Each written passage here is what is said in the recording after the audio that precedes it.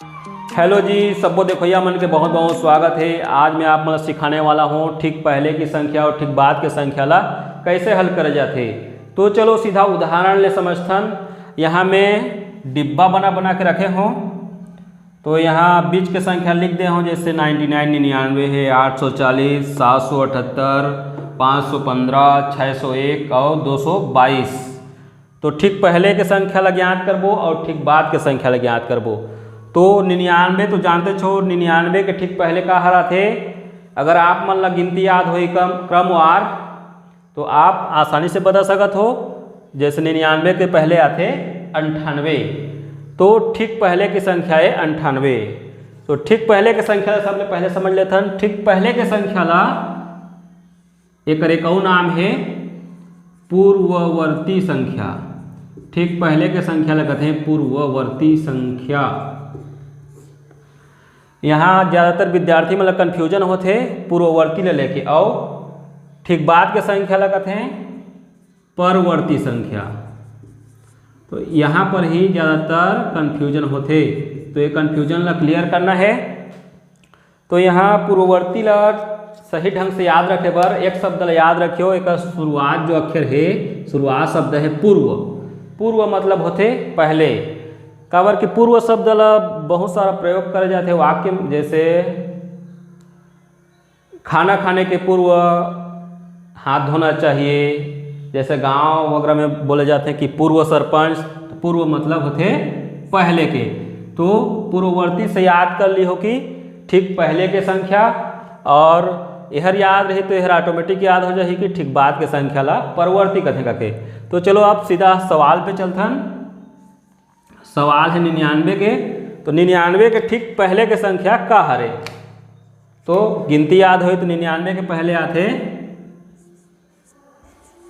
98, और 99 के ठीक बाद आते 100, चला 100 भी कथन।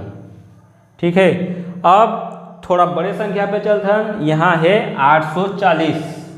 तो 840 में विद्यार्थी में ज़्यादातर गलती क्या करते हैं, जैसे 840 के लिख दी 740, पूर्ववर्ती संख्या 740, परवर्ती लिख दी 940। अगर अचानक देखा जाए तो यह सही जैसे लागते, लेकिन यह सही नहीं हो, यह गलत है। तो सही का है और कैसे निकालना है वो मैं बताता हूँ, तो वीडियो में बने रहो।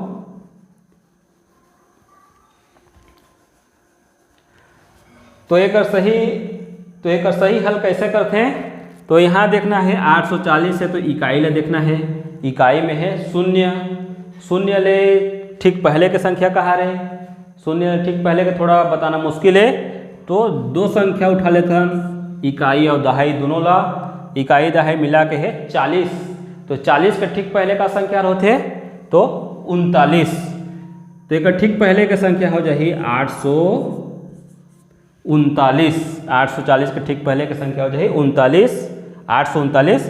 और ठीक बाद के संख्या 40 ले ठीक बाद आते 41, तो 841 हो जाए ठीक बाद के संख्या परवर्ती संख्या।